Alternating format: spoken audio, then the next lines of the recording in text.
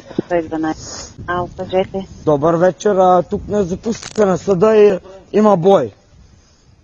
Ма къде е това? Във Враца пред съда точно. Някакъв адрес можете ли да дадете? Точно пред съда. Добре, сигнала ви е приет. Как се казвате? Антон Тодоров. Има ли пострадали? Да, едно момче в момента лежи на цимент. Трябва ли линейка? Не знам. Ами, вие сте там, кажете. Момчето лежи на цимента, не знам.